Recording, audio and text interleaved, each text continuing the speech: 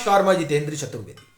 सुबह 10 बजे जब अभिषेक मनु सिंघवी मीडिया से मुखातिब थे और ये बता रहे थे कि किस तरह से नेशनल हेराल्ड के मामले में वो सही साबित हुए, तब उन्हें अंदाजा नहीं था कि बीती रात क्या खेल हो गया। चूंकि अगर उन्हें पता होता कि क्या कुछ चल रहा है तो कम से कम स्पेशल प्रेस कॉन्फ्रेंस बुलाकर मीडिया के सामने अपनी पीठ नहीं थपथपाते और ना ही गांधी परिवार को यह बताने की कोशिश करते कि देखिए हमने कितना बड़ा काम कर दिया नेशनल हेराल्ड के मामले में। लेकिन जाहिर सी बात है कि उनको भनक नहीं थी कि हुआ क्या, और जो हुआ है उसने गांधी परिवार के लिए बड़ी भारी मुसीबत खड़ी कर दी है, फिर उसमें चाहे सोनिया गांधी हो और चाहे राहुल गांधी हो। यही कारण है कि कांग्रेस में सन्नाटा पसर गया है। उनको अब समझ में आ रहा है कि साहब ये खेल क्या हो गया। पहले तो वो लग रहा था उनको कि देखिए राउज एवेन्यू कोर्ट ने बोल दिया और अब तो जो है सारी चीजें उनके पक्ष में हो गई। लेकिन जिस तरह की सीक्रेट रिपोर्ट लीक हुई, उस लीकेज ने इनके लिए समस्या बहुत बिकट कर दी है।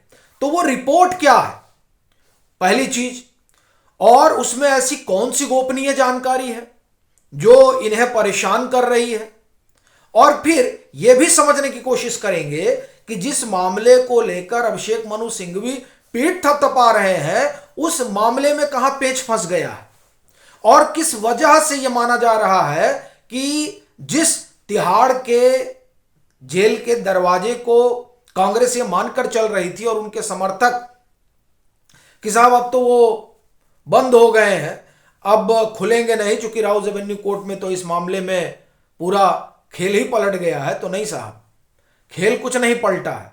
दरवाजे 10 के 10 खुले हैं और ईडी ने कमर कस ली है और यह माना जा रहा है कि अब दिन दूर नहीं है। तो ये सारी बातें हो रही हैं तो जाहिर सी चीज है कि कुछ तो हुआ है। क्योंकि देखिए ये अमित शाह है, जब अमित शाह ड्राइविंग सीट पे बैठते हैं तो मामला जो है वो बहुत संगीन कर देते हैं, फिर बच पाना बड़ा मुश्किल होता है। आपको एक घटना याद दिलाता हूं, फिर उस पूरे किस्से पर आता हूं। यही एसके मिश्रा वाला मामला था जब वो ईडी के डायरेक्टर हुआ करते थे। सुप्रीम कोर्ट से ऑर्डर आ जाता है कि नहीं रहना है, इनको हटाना है, 1 हफ्ते का समय दिया जाता है। पूरे इकोसिस्टम में ढोल नगाड़े बजने लगते हैं और तब केंद्रीय गृह मंत्री अमित शाह ट्वीट करते हैं कि खुश मत होइए। तब किसी को अंदाजा ही नहीं था कि अमित शाह करने क्या जा रहे हैं। और फिर उसके बाद क्या हुआ, उसके बाद हुआ ये कि मिश्रा को एक्सटेंशन मिला और जो दूसरे डायरेक्टर आए उन्होंने जीना मुहाल कर दिया एसके मिश्रा के बाद। तो अपना कहना यह है कि जो लोग ढिंढोरा पीट रहे थे कल राउज एवेन्यू कोर्ट ने जो कुछ कहा उसके बाद से, उन्हें अंदाजा ही नहीं था कि अमित शाह कहते हैं ना कि तू डाल डाल तो मैं पात पात, क्या करने जा रहे हैं। तो सुनिए क्या हुआ है और जिसकी वजह से जर्मनी में बैठे राहुल गांधी के पसीने छूट रहे होंगे। देखिए जब ये तमाम बातें हुई, मैं वो सीक्रेट रिपोर्ट पर आऊंगा, लेकिन पहले इस मामले में जो कुछ हुआ उसे जान लेना बड़ा जरूरी है। यह मैं इसलिए कह रहा हूं क्योंकि अमित शाह पहले ही भाप गए थे कि होने क्या जा रहा है।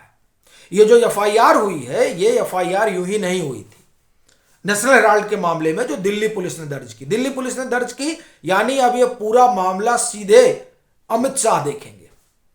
क्योंकि देखिए मामला सीधे तौर पर यह करप्शन का है, यह क्रिस्टल एंड क्लियर है। और यह इसलिए भी कह रहा हूं क्योंकि इसी मामले में नेशनल हेराल्ड वाला ही मामला है ना जिस पर ये लोग बेल पर हैं। इस मामले को क्वैश कराने के लिए कहां तक नहीं गए, यह मामला सुप्रीम कोर्ट भी गया, यह मामला दिल्ली हाई कोर्ट भी गया, लेकिन कहीं भी मेरिट के आधार पर यह नहीं हुआ कि नहीं इसमें कोई गड़बड़ी है।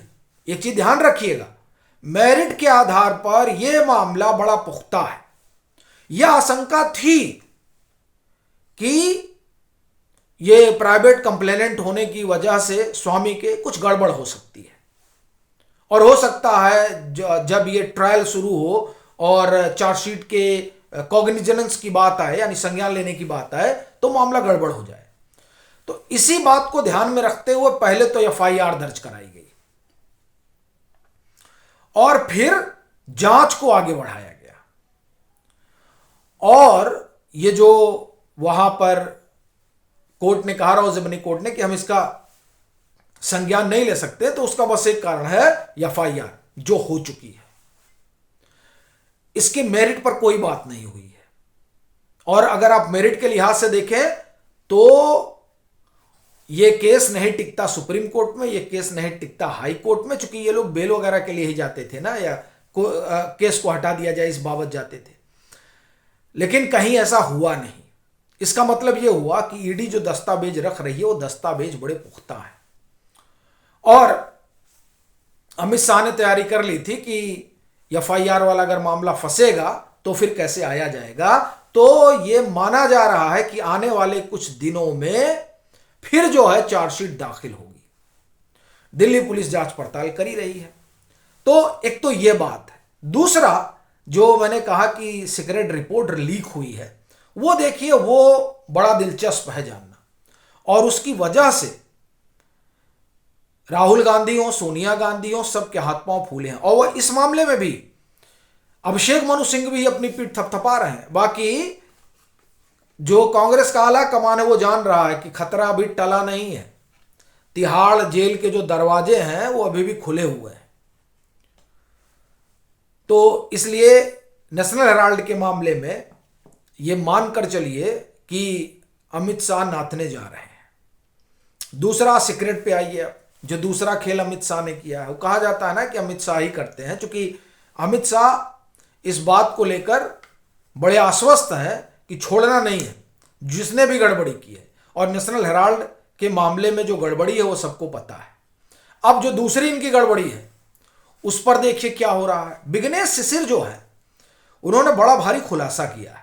अब आप कहेंगे अरे वो नागरिकता वाला मसला, हाँ वो नागरिकता वाला है, उसके अलावा भी वो बड़ा खुलासा कर रहे हैं। और वो खुलासा सीधे राहुल गांधी से जुड़ा हुआ है। वो तो दावा कर रहे हैं राहुल गांधी के निजी जीवन को लेकर। ये अपने आप में बड़ा मसला हो गया। और मुझे लग रहा है कि ये बात अभी आगे बढ़ेगी। वो इसलिए चूंकि उधर से भी पीएम के निजी जीवन पे हमला हो रहा है। ठीक है, कई सारे जो उस इकोसिस्टम के लोग हैं वो कई सारी बातें कर रहे हैं और ज्यादातर बातें झूठी ही चलती हैं। लेकिन अब वो क्या है कि अभियान चलाना है, तो वो उधर अभियान के तहत चल रहे हैं। लेकिन इधर जो विघ्नेश शिशिर कह रहे हैं वो महज अभियान का हिस्सा है या फिर मामला कुछ और है। अब अभियान का हिस्सा है तो भी राहुल गांधी के लिए बड़ा समस्या हो जाएगा। यह मैं इसलिए कह रहा हूं क्योंकि अभी उनको लंबी लड़ाई लड़नी है। और उस लंबी लड़ाई के बीच में अगर इस तरह के निजी हमले होने लगेंगे और अगर कुछ निजी है वो आने लगेगा, तब तो उनके लिए राजनीति करना बड़ा मुश्किल हो जाएगा। अब आप कहेंगे क्या कह रहे हैं विघ्नेश शिशिर, तो जाहिर सी बात है कि विघ्नेश शिशिर जो कह रहे हैं और जिस तरह की बातें राहुल गांधी को लेकर चलती रही हैं उससे आप परिचित हैं। हम आपको कुछ और बातें बताने जा रहे हैं जिसका दावा विघ्नेश शिशिर ने किया। और यह ध्यान रखिएगा, यह दावा वो पहली बार कर रहे हैं। तो सवाल उठता है उनके पास यह जानकारी कहां से आई, क्योंकि अभी तक तो वो बात सिर्फ नागरिकता की कर रहे थे कि राहुल गांधी जो है वो भारत के नागरिक नहीं है, या इस तरह से कहा जाए कि उनके पास दो पासपोर्ट है, एक यहां का पासपोर्ट है और एक ब्रिटेन का पासपोर्ट है। यहां वो राहुल गांधी हैं, वहां राहुल बिंची हैं। ठीक, और उसके लिए जो दस्तावेज है वो सब पब्लिक डोमेन पे मौजूद है। तो अभी तक वो यही मामला लेकर आगे बढ़ रहे थे। और इसी बाबत उन्होंने लोकसभा स्पीकर को पत्र लिखा था, इसी बाबत उन्होंने दरवाजा खटखटाया था इलाहाबाद हाई कोर्ट का। इसी के लिए उन्होंने गृह मंत्रालय में आरटीआई वगैरह लगाई थी, सिर्फ इसी बात को लेकर कि ये जो इनकी नागरिकता वाला मसला है उस पर बातें स्पष्ट हो। लेकिन जब वो रायबरेली कोर्ट पहुंचे हैं तो वो 4 कदम आगे हैं। और वहां जो उन्होंने कहा वो बड़ी बात है। वो अब सिर्फ बात नागरिकता की नहीं कर रहे हैं, वो कह रहे हैं कि राहुल गांधी ने ऑफिशियल सीक्रेट एक्ट का उल्लंघन किया है। और वो ये भी कह रहे हैं कि उन्होंने कई गोपनीय सूचनाएं साझा की हैं। फिर वो एक बेनामी कंपनी का भी दावा कर रहे हैं जो राहुल गांधी से जुड़ी हुई है। वो कह रहे हैं कि 2019 में वो रजिस्टर्ड हुई है। अब ये बड़ी बात है। अभी तक तो हम वही कंपनी जानते थे जो ब्रिटेन की है, वो बैकऑप कंपनी जो उन्होंने ब्रिटेन में बनाई थी अपने सहयोगी के साथ मिलकर। लेकिन अभी विघ्नेश शिशिर ये 2-3 अलग दावे कर रहे हैं। इसका मतलब यह हुआ कि उनके पास कहीं से सूचना आ रही है कि राहुल गांधी ने इन चीजों का उल्लंघन किया। और सबसे बड़ी बात, वो कह रहे हैं कि साहब इन्होंने गोपनीय सूचनाएं दुश्मन देश को दी हैं। ये अपने आप में बड़ा गंभीर आरोप है। और नागरिकता वाले मसले में उनको ताजा दस्तावेज मिले जैसा कि वो दावा कर रहे हैं। और कहा यह जा रहा है कि रायबरेली के एमपी एमएलए कोर्ट में जो उन्होंने तमाम डॉक्यूमेंट रखे हैं उसके बाद से सनसनी फैल गई है। उनका जो दावा है और उनके जो समर्थक हैं यानी विघ्नेश शिशिर के, उनकी माने तो रायबरेली में वो अपना मामला परस्यू करने गए तो उन्हें खतरा महसूस हुआ और फिर उन्होंने कहा कि यह मामला जो है यहां से ट्रांसफर किया जाए।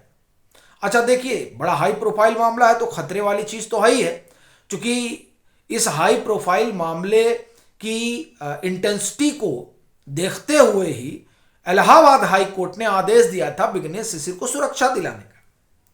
तो जाहिर सी बात है मसला तो सुरक्षा वाला ही है। और ये जो राहुल गांधी वाला मसला है ये धीरे धीरे गंभीर होता जा रहा है, क्योंकि आज राहुल गांधी नेता प्रतिपक्ष है और नेता प्रतिपक्ष होने की वजह से ये कोर्ट भी मानता है कि लोगों को जानने का अधिकार है कि साहब नागरिकता का क्या मसला है। और ये जो बता रहे हैं कि ऑफिशियल सीक्रेट एक्ट का उल्लंघन किया है, फिर सीक्रेट इंफॉर्मेशन लीक किया है, और ये जो तमाम सारे आरोप हैं उन आरोपों की भाई जांच करना बड़ा जरूरी हो गया है। तो ये सारा दावा विघ्नेश शिशिर कर रहे हैं। अब देखिए विघ्नेश शिशिर के पास ये सूचना कहां से जा रही है, बड़ा सवाल ये है। भाजपा के नेता हैं, भाजपा के बहुत नेता हैं, लेकिन उनके पास स्पेसिफिक इस तरह की जानकारी आने का मतलब यह है कि खेल तो बड़ा चल रहा है। और ये जो खेल है इस खेल का अंदाजा ही नहीं था उनको जो सुबह प्रेस कॉन्फ्रेंस कर रहे थे। इसीलिए कहा जा रहा है कि भले ही राहुल गांधी जर्मनी में है लेकिन बुखार छूटा रखा है यहां जो कुछ चल रहा है उसने। बाकी आपकी अपनी क्या राय है जरूर साझा करिएगा।